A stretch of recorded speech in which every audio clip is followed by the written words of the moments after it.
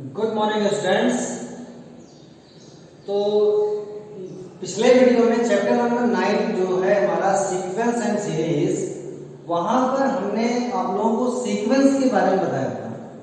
ठीक है, तो वहां पर हमने आप लोगों को सीक्वेंस के बारे में बताया था जिसको हम लोग अनुक्रम कहते थे, और ये बताया था कि टर्म्स को हम कैसे फाइंड करते हैं। अब हमारा सीक्वेंस के बाद जो नया टॉपिक है सीरीज। सीरीज में हमारा जो पहला आता है वो हमारा क्या कहलाता है? अरिथमेटिक प्रोग्रेशन, समांतर श्रेणी जिसे कहते हैं। ठीक है ना, जैसे हमने वहां पढ़ा था सीक्वेंस। क्या पढ़ा था? सीक्वेंस। चैप्टर का नाम है सीक्वेंस एंड सीरीज। ठीक है, तो सीक्वेंस में हमने सीखा था कि हमारे पास कुछ टर्म्स दिए रहते थे और वो जो है किसी न किसी को जो है किसी तरह से एक दूसरे से वो अटैच रहते थे। ठीक है, जैसे कहते थे अरेंजमेंट रहता था। ठीक है, उसके बाद हमारा आता है सीरीज। क्या आता है? सीरीज। तो भाई ये एक तरह का सीक्वेंस ही होता है। दो sequence which have a definite rule, जिसके सभी टर्म किसी ना किसी नियम को फॉलो करें, क्या कहलाता है? सीरीज। ठीक है भाई, सीरीज का जो एवरी टर्म्स, कोई भी टर्म होगा वो किसी ना किसी रूल को क्या करेगा? फॉलो करेगा, तो उसको हम क्या कहते हैं? सीरीज कहते हैं। मींस ये एक तरह का सीक्वेंस ही होता है, बट इसके जितने भी एलिमेंट्स होंगे, जितने नंबर्स होंगे, सब किसी ना किसी रूल को फॉलो करेंगे। ठीक है, जैसे अगर हम बात करें, दिया जाए भैया 2 है, 4 है, 6 है, 8 है, तो इनको ध्यान से देखें तो सब में 2-2 का गैप है, या सब के सब देखो इवन नंबर लिखे गए हैं, तो ये सब में एक कॉमन रूल है कि जितने भी टर्म्स होंगे सब में 2-2 का ही गैप होगा। ये हमारा क्या है? सीरीज है। सीक्वेंस में ऐसा कुछ नहीं था। सीक्वेंस में हमारे पास टर्म्स रहते थे, जैसे बाय द वे गिवन है n/n+1 या 2n+1 गिवन है कि नहीं है? ये किसी न किसी से अटैच है, बट फिक्स रूल नहीं होता था। यहाँ क्या रहेगा? नंबर्स के बीच में फिक्स रूल रहेगा। यहाँ पे सारे टर्म्स इस रिलेशन से अटैच है। यहाँ क्या है? इन नंबर जो जितने भी नंबर होंगे सबके पास एक ही फिक्स रूल काम करेगा। अगर यहाँ 2 जोड़ने पर मिलता है तो आगे भी 2 जोड़ने पर ही मिलेगा। ठीक है, तो इस सीरीज में जो हमारा पहला टॉपिक है जिसको हम लोग कहते हैं अरिथमेटिक प्रोग्रेशन, या कहा जाता है समांतर श्रेणी। ठीक है, अगर ध्यान से देखें तो समांतर लिखा रहता है, अरिथमेटिक जिसको हम लोग कहते हैं ना, अरिथमेटिक प्रोग्रेशन या समांतर श्रेणी। समांतर मतलब जिसके अंतर का मतलब डिफरेंस सेम हो, मींस जिसके सभी नंबर के बीच का डिफरेंस क्या हो? सेम हो। भाई कुछ नंबर दिए गए हैं और सभी नंबर के बीच का डिफरेंस कैसा होना चाहिए? सेम होना चाहिए। That is known as arithmetic progression.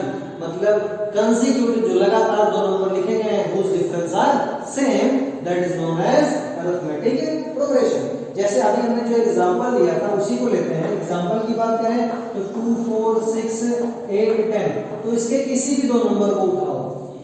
2, 4 को लिया तो इनके बीच का डिफरेंस कितना आता है? 2। 4 और 6 को लिया तो कितना आता है? 2। 6 और 8 को लिया तो कितना आता है? 2। इसी तरह से 8 और 10 को लेते हैं तो कितना आता है डिफरेंस? 2। तो अगर इस तरह से हमारे पास नंबर लिखे मिल जाए, सीरीज मिल जाए, तो ये क्या कहलाता है? Arithmetic progression. ठीक है, कोई दिक्कत नहीं है। अब ये सीरीज को हम फाइंड कैसे करते हैं? देखो नॉर्मली क्या है, हम सीरीज के जो पहला टर्म होता है फर्स्ट टर्म को हम लिखते हैं इससे, ए से लिखते हैं, किससे लिखते हैं? और इनके बीच का जो गैप होता है इसको कहते हैं कॉमन डिफरेंस। क्या कहते हैं? कॉमन डिफरेंस, जिसको सार्वंतर कहा जाता है। क्या कहा जाता है? सार्वंतर। इसको लिखते हैं हम डी से। तो पहले टर्म को किससे लिखते हैं? ए से। कॉमन डिफरेंस को किससे लिखते हैं हम लोग? डी से लिखते हैं। बात समझ में आ रही है भाई? पहले टर्म को ए से लिखेंगे और कॉमन डिफरेंस को किससे लिखेंगे? डी से लिखेंगे। और इसी पहले टर्म में कॉमन डिफरेंस को जोड़ दिया जाए तो अगला टर्म आ जाएगा। अगले टर्म में फिर डी को जोड़ दें तो अगला टर्म आएगा। तो अगर जैसे हम कहें तो हमारे पास जो सीरीज बन जाती है वो सीरीज कैसे बनेगी?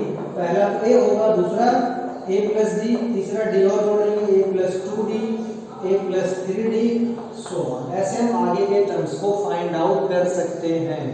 ये बात सबको समझ में आ रही है? तो ये तो था हमारा जनरल एकदम सिंपल सा, क्या कहते हैं, arithmetic progression. A series which have same common difference between the any two consecutive number known as arithmetic progression। Example के लिए 2 4 6 7 लिखा गया है बोर्ड पे।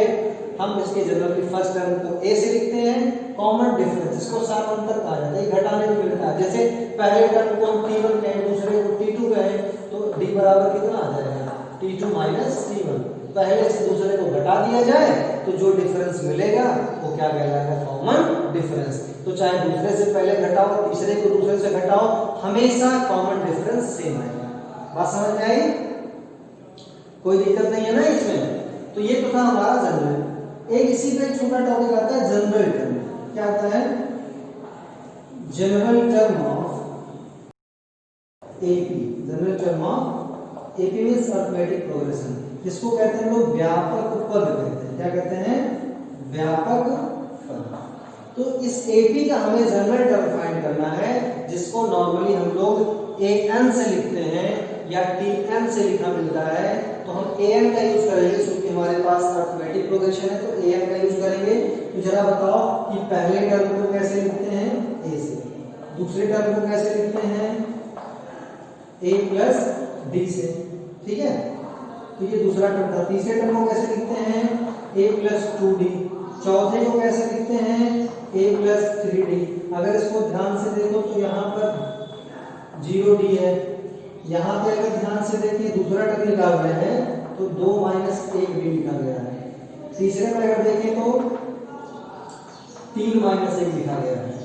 चौथे में अगर देखें तो 4 माइनस 1 लिखा गया है। ऐसे जब nth टर्म में जाएंगे, तो ऐसे जाएंगे जब n टर्म में जाएंगे तो क्या हो जाएगा, a plus n minus 1 D हो जाएगा।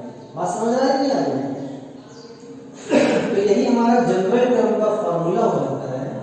जो हमारा जनरल टर्म होता है उसको कहते हैं an equals to a plus n minus 1 into d. ये हमारा होता है जनरल टर्म, ठीक है। कहा जाएगा सीरीज का 10th टर्म निकाल के बताओ, सीरीज का 12th टर्म फाइंड आउट करके बताओ, उस हिसाब से ये जनरल टर्म है। इसी फॉर्मूले से रख करके हम सीरीज के अगले टर्म्स को फाइंड आउट करेंगे। ये बातें समझ में आई सबको? क्लियर है? ठीक है। अब अगर बाय द वे पूछ लिया जाए कि भाई ये बताओ कि एंड से कोई टर्म फाइंड करना हो, nth term from the end. ये तो था स्टार्टिंग से, means nth term from the end, मतलब अंत से निकालना। कहां से निकालना भैया? आखिरी से निकाल के दिखाना। तो जैसे अगर मान लें कि लेट लास्ट टर्म, जो हमारा आखिरी टर्म होगा, last term of an AP equals to ले लिया, कितना ले लिया, एल ले लिया। तो अगर अंतिम समय लास्ट से निकालना है तो उसको क्या कहेंगे, एलएम कहेंगे। जब उल्टा चलेंगे सीरीज में तो वहां जो फर्स्ट टर्म होगा, यहाँ ए होता था, यहाँ कितना आएगा, एल आएगा, बशर्ते डी चेंज हो जाएगा। भाई जब सीधा चलते थे तो बाद से पहले घटाते थे, उल्टा चलेंगे तो 2 से 4 घटाएंगे तो माइनस तो आएगा, तो हो जाता है माइनस एन माइनस 1 टू। तो ये था हमारा last term, nth term from the last. अंत से हमें निकालना हो तो इस फॉर्मूले का यूज करते हैं, ठीक है। तो इसको नोट डाउन करें सब लोग। इसी बेस पे हम आगे के क्वेश्चंस को सॉल्व करेंगे। ध्यान से देखना, नोट डाउन हुआ सबका? ये आगे बढ़ते हैं, ठीक है।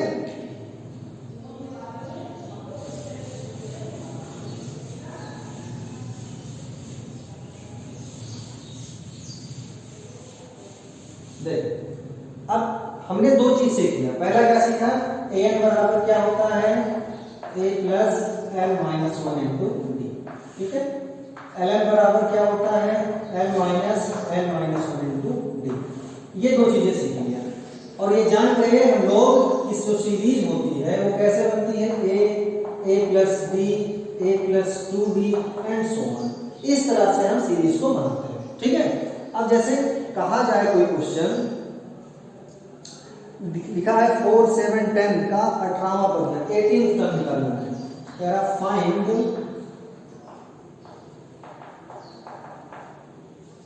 Find 18th term of series 4 plus 7 plus 10 plus so on. 18th term, एक चीज तो क्लियर हुई, n कितना है 18, ठीक है। जो गिवन है उसको लिखना सीखो। कह रहा फाइंड 18th टर्म, मतलब n की वैल्यू कितनी आ जाएगी 18। क्लियर एक बात। हमने बताया पहले टर्म को एक है, a बराबर कितना है 4, और अगर दूसरे से पहले को हटा दें तो कॉमन डिफरेंस d आ जाता है, तो d कितना आ जाएगा 7 से 4 घटाएं कितना आ जाएगा d 3। n पता है, a पता है, d पता है, चल गया 18th चाहिए, मतलब a 18। we know that am बराबर क्या होता है a plus n minus 1 into. बात समझ में आई। अब 18 चाहिए तो a 18 बराबर a का मतलब कितना है पहला टर्म 4 प्लस n कितना है 18 माइनस 1 और d कितना है हमारा 3। 4 18 से बन गया 17, 73 या 51 कितना हो जाएगा 55। ये हमारा 18 टर्म है।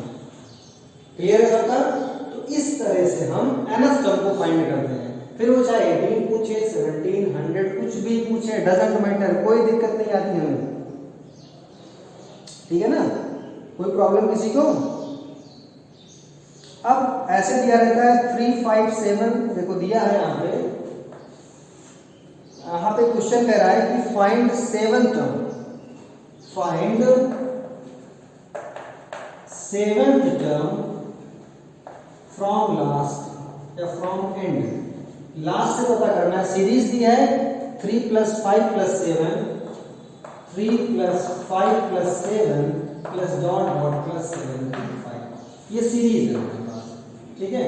यहां पर कह रहा है कि लास्ट से 7th टर्म फाइंड करना है। क्या फाइंड करना है लास्ट से 7th टर्म, क्योंकि हम जानते हैं कि फॉर्मूले में पहले से नेगेटिव होता है, तो सिर्फ हमें डी नॉर्मली फाइंड करना रहता है। लास्ट टर्म दिया है, एल बराबर क्या दिया है, फॉर्मूला होता है हमारा L is equal to L ना, तो एल बराबर कितना दिया है 75। फर्स्ट टर्म को ए लिखते हैं, फर्स्ट यहाँ आवश्यकता है नहीं, कोई काम है नहीं, सिर्फ डी चाहिए। क्या चाहिए डी। डी कितना है हमारे पास, देखो डी कितना है, घटाओ कर यहाँ पे 5 से 3 गया 2, और n क्या है, n का मतलब 7th टर्म, वही तो n है 7 जो चाहिए हमें, तो n बराबर कितना हो जाएगा 7। देयरफॉर ln बराबर होता है l minus n minus 1 into D, ठीक है। तो ln बराबर l कितना है 75 माइनस n कितना है 7 माइनस 1 और d कितना हमारे पास, ठीक है। 75 माइनस 7 से गया तो कितना होता है 6, 6 2 जा 12, और अगर 75 से हमने 12 माइनस कर लिया तो हमारे पास कितना आएगा 5 2 3 63, ये आंसर है। क्लियर है सबका अच्छे से, कोई डाउट नहीं कहीं पर। हमने स्टार्ट से बता दिया एंटर फाइंड करना और लास्ट से बता दिया जो दोनों फॉर्मूले हम लोगों ने सीखे। क्लियर है। कहीं पर अगर कोई थोड़ा सा भी डाउट लग रहा है तो बताएं, एकदम परफेक्ट। देखो अब इसमें जो है एक तरह का क्वेश्चन और आता है, तो उसको हम कैसे फाइंड करेंगे, ठीक है। इसको इरेज करते हैं हम। अभी तक हमने जितने भी क्वेश्चन पढ़े हमें ये कंफर्म रहता था कि हमें n टर्म फाइंड करना है, लेकिन अगर क्वेश्चन में आ जाए कि find the number of terms 8 + 12 + 16, series given है, find number of terms in series. Series हमारे पास है, दिया है 8 + 12 + 16, 8 + 12 + 16 प्लस so on प्लस 1 2 4, ये गिवन है। मतलब हमारे पास जो गिवन है, गिवन सीरीज क्या है 8 + 12 + 16 प्लस so on प्लस 1 2 4। यहाँ पर हमें नंबर ऑफ टर्म चाहिए, भाई कितने टर्म है इसमें। तो क्या दिया है पहले सोचो, पहले तुम्हारा a दिया, a बराबर कितना, ठीक है, और ये 12 है, 12 मींस 12 से माइनस किया 4, 8 कितना आएगा d इक्वल्स टू कितना हो गया 4 दिया है। एंड द लास्ट टर्म, एकदम लास्ट टर्म an दिया है, क्या दिया है an बराबर है 1 to 4। चाहिए क्या हमें n चाहिए, क्या इन चारों से कोई फॉर्मूला है? हाँ, ये पहला फॉर्मूला है कि नहीं? देखो, वी नो दैट am बराबर क्या होता है? a plus n minus 1 into am का मतलब कितना होता है? 1 to 4। a कितना है? 8। n पता करना है और d कितना है हमारे पास? 4। तो पहले इस 8 को इधर लाएंगे और 1 to 4 से हम 8 को माइनस करेंगे, आएगा n माइनस 1 इंटू 4। 1 to 4 से 8 गया तो कितना आएगा? 116। ठीक, ये 4 मल्टीपल इधर आए तो डिवाइड होगा, n माइनस 1 डिवाइड करेंगे कितना आएगा? 4 2 8 और 4 9 36 n minus 1 implies that n equals to कितना हो जाएगा? 21 प्लस 1 30। तो इस तरह से हम नंबर ऑफ टर्म्स को फाइंड करना सीखेंगे। आ जाएगा सबका?